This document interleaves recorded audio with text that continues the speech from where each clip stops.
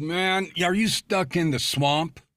What is the swamp? Well, the swamp rarely announces itself as cowardice. What?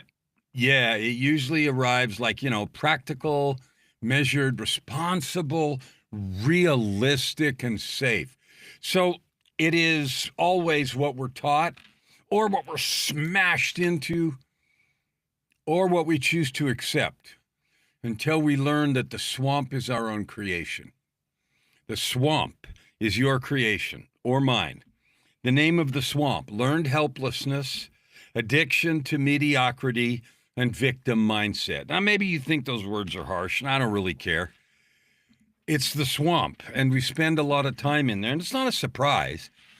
Often people say, well, it's not your fault, to make you feel good. Well, okay, let's start with that, but it's your fault the minute you realize there is one and that you're in it. Addiction to mediocrity, learned helplessness, and victim mindset. Let's just talk for a sec about what those are. Addiction to mediocrity is the thought that says, well, this is all I get, good as it is, best I can do, just the way I am. I don't know, all this stuff just keeps happening. That's an addiction to mediocrity. Yeah, and there's some rare exceptions, and you can make yourself that exception all the time. I used to do that a lot. And, okay, there can be a time when everything is injected fierce opposition and difficulties. Yeah, got that. But it doesn't go on forever. And we can shorten or lengthen it by our attitude. Addiction to mediocrity is being satisfied and, in fact, loving the feeling of excuses.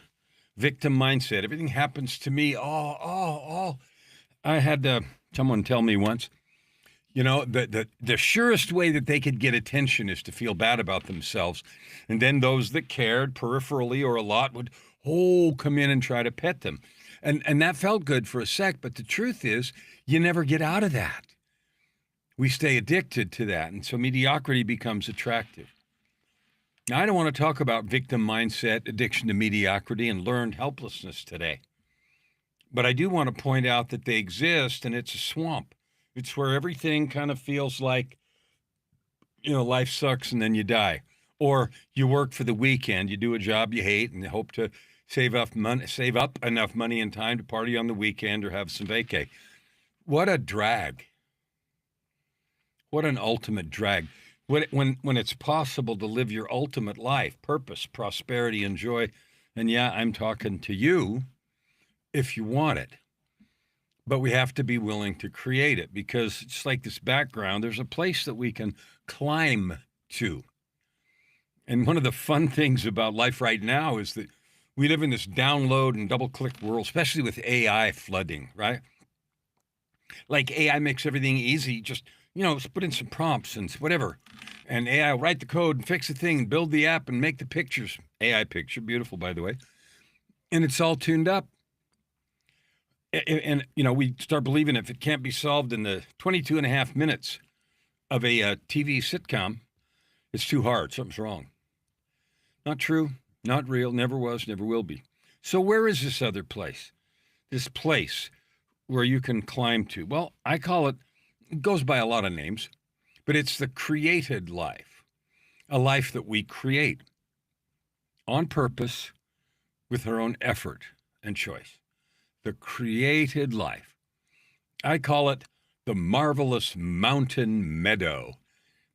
And if you've never been in the mountains, or if you've never been in a beautiful meadow on an early morning when the sun's just coming up and the grass is wet and there's a stillness over it. I remember a picture when I was a kid in Boy Scouts. It was by a lake. And the lake was so still, it was invisible. Like you couldn't see it. You could see the bottom, and the water became invisible because it was so still. Now, that was a marvelous mountain meadow. So let me tell you what the marvelous mountain meadow is. It's called fierce life ownership, radical excellence, and a passion to serve.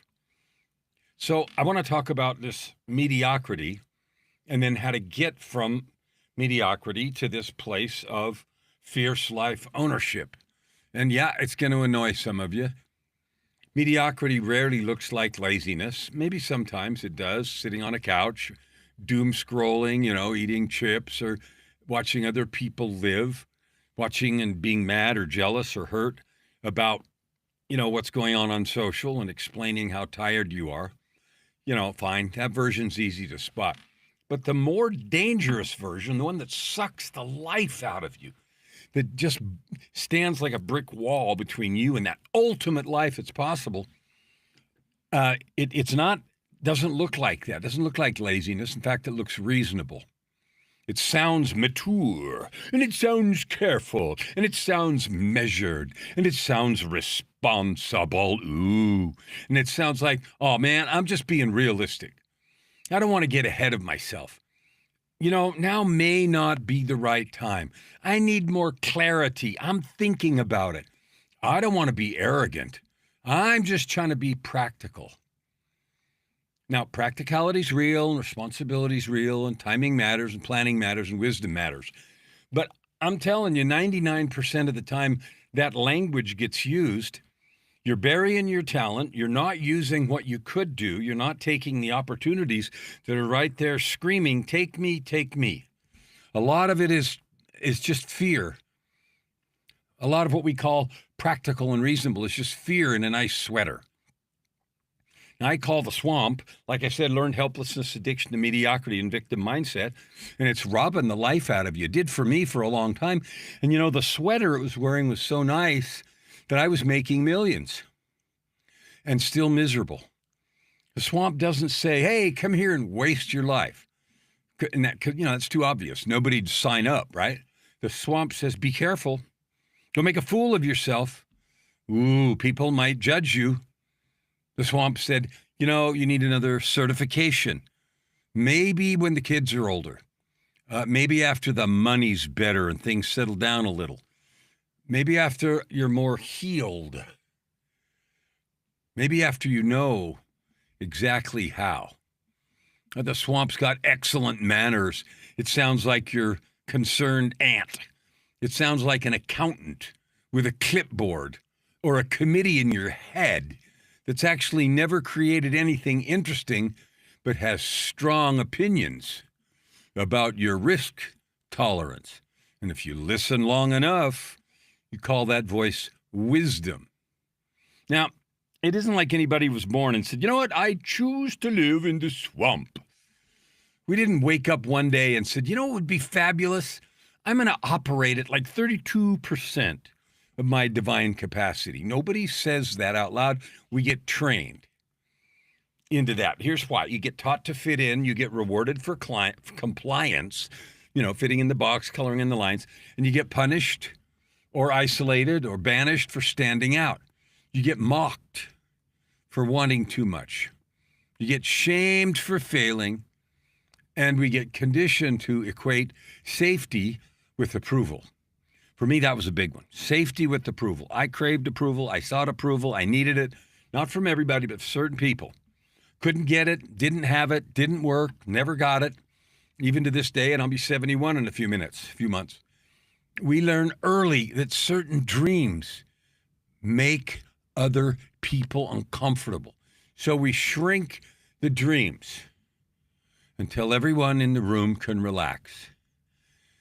And we call that shrunken life being grounded. Well, I want to scream no at the top of my lungs and invite you into another possibility. Sometimes grounded means rooted, beautiful, powerful, deep. And sometimes grounded means buried. There's a big difference. Now, I use the word smashed here. We get smashed into shape. A lot of people aren't living their own lives. They're living the shape that they were smashed into. I recognize that. Do you? Here's they are. Family expectations, school systems, religious fear, social pressure, money, shame, failure memory, old embarrassment, some teacher's careless comment, some parents' panic, some friend's betrayal, some early attempt that flopped and you plopped on your face. And so we now say the whole friggin' mountain's impossible. Somebody else but not me. So we get smashed into these shapes and we let the shape decide who we are.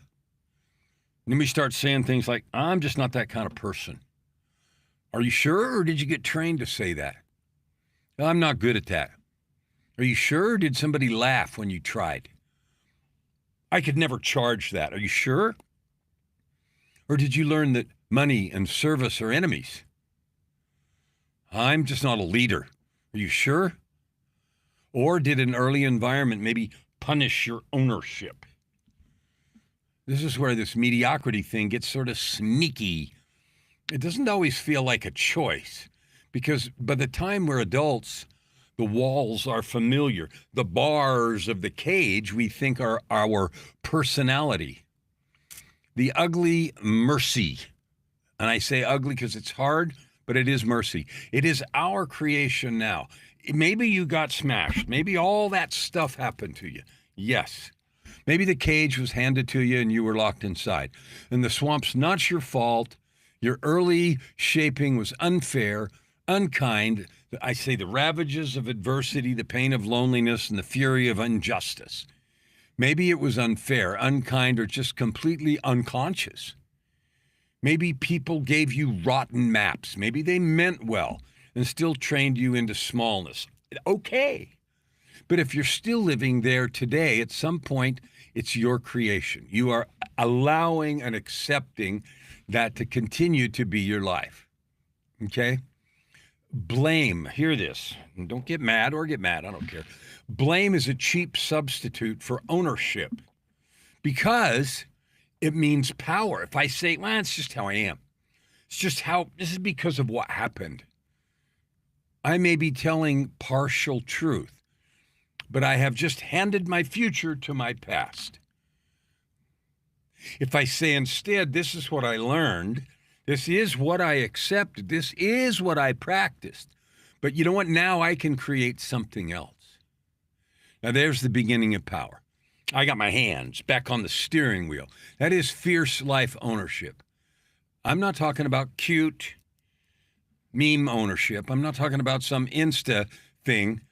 And so I said, I bought a journal and man, I wrote some sentences with a lavender pen ownership. I'm talking about fierce, unrelenting ownership, the kind that says, I'm done making my old conditioning the author of my future.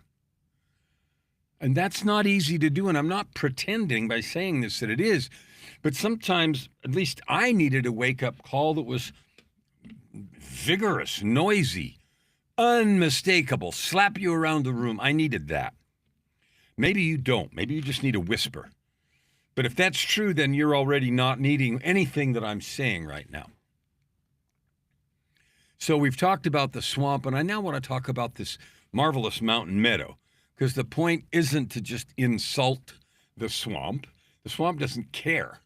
The swamp's real. It's sticky. It's got mosquitoes and disease and excuses and resentment and learned helplessness and the smell of old stories rotting in warm water. Yuck. But there's another place, and I call it the marvelous mountain meadow. And yeah, the phrase sounds maybe too pretty. I don't care. But I mean it with absolute seriousness because it's above the swamp. Cleaner air, wider view, stronger body, clearer mind. And I don't mean, what shape you're in, although that plays a role. Clearer mind, less whining, and more creating, more collaborating, less explaining, more ownership, way less poor me, and more, hey, what's next? Less waiting and more building. The meadow is fierce life ownership, radical excellence, and a passion for service. Not one, all three. They go hand in hand. Ownership without excellence is just self-congratulation. Excellence without service becomes, inflated ego. Service without ownership just turns into martyrdom. But if you put them together, now we got something worth living for. I call that the ultimate life. Purpose, prosperity, and joy. And it's available to every single person breathing air. And you might think I'm bold and out of control and whatever, but it's true. Fierce life ownership, here's what it means. It means I stop arguing with reality, because what is. I am where I am right here, right now, but I start creating with it. I'm not denying reality. I'm not pretending everything is fine. I'm not slapping a fake smile or faking it till you make it. No, no, no lipstick on a pig. I'm owning the truth of where I am. This happened. This is true. This is the condition. This is the scar. I get it. This is the mistake or the debt or the relationship or the body or the fear or the grief or the opportunity. Now, what am I going to create? What is. The questions change because the swamp says, why me? And ownership says, what now? The swamp asks, who can I flip and blame? Ownership says, what is mine? The swamp might say, how long can I explain this? Ownership says, what is the next faithful and true act? Radical excellence is not perfectionism. Perfectionism is cowardice and procrastination in a tux. Perfectionism says, oh man, I can't release it till nobody can criticize it. Good luck with that, because that ain't never going to happen. People criticize sunsets and babies and free food. They're absolutely going to criticize your thing, whatever it is. Radical excellence is different. Radical excellence says, I will do my best. I will ship the thing and release it, and I will improve. I will practice. I will tell the truth. I will not ship garbage and call it authenticity. I will not hide laziness behind spirituality. I'm not going to pretend sloppy service is love. Excellence is devotion made visible. If you're called to serve, then get good. Love yourself enough to get really good at what you do. If you're called to speak, practice. If you're called to write more and better. If you're called to lead, then grow the capacity to hold the pressure of leadership without leaking panic all over the room. Radical excellence is not about proving your worth. Your worth is already settled. You're a divine being. You're of infinite worth. Excellence is what we offer because the work matters. The third one of this thing, and all three are required, is a passion to serve. This service is what keeps everything clean, because without service, ownership and excellence can just become a monument to you. Look at me. Look at how disciplined I am. Look at how extraordinary. Look how organized my morning routine is. How spiritual my smoothie is. Please. Service purifies your ambition. Service asks the real question, who actually is helped by this? What burden gets lighter because I showed up? What becomes possible for someone who needs this because I stopped hiding? That's the point. You don't climb out of the swamp just to stand in the mountain meadow taking selfies with your enlightenment. You climb so you can turn around and help others upward. Now, there is a thing that you might call the reasonable lie. Watch the sentence or the sentences that sound so mature but leaves you smaller. I'm just being realistic. Maybe. Or maybe you're just rehearsing fear. Oh, I don't want to be arrogant. Okay, don't be. Maybe you're just hiding your gift and calling it humility. I just need more time. Maybe. But maybe time has become your drug of choice. I'm not ready. That's funny. Of course you're not. Ready is built by doing before you feel ready. Every time. I don't know why. Not why, sorry. I don't know how, is what I meant to say. I don't know how. So what? When the want to gets big enough, the how to shows up over and over everywhere. I heard that in a mastermind I was in, and I love it. I don't know how. Okay, fine. Learn. Ask. Build the first ugly version. Find the next step. Stop acting like I don't know how is a royal decree from heaven. That's nonsense. Mediocrity often sounds reasonable, and that's why it's so dangerous and why so many people drown in it. If mediocrity looked like cowardice, we would reject it. But it sounds practical and responsible and safe. Maybe it even sounds like good judgment. Once in a while it is, but most of the time it's the swamp. Learned helplessness, addiction to mediocrity, victim mindset, speaking in polished language. So today, listen carefully. Where are you calling fear wisdom? Where are you calling delay discernment? Where are you calling smallness humility? Where are you calling that cage your personality? Where are you calling the life you are smashed into just how it is?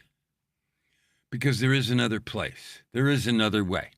The marvelous mountain meadow, fierce life ownership, radical excellence, and a passion to serve. That is real. You can live there today.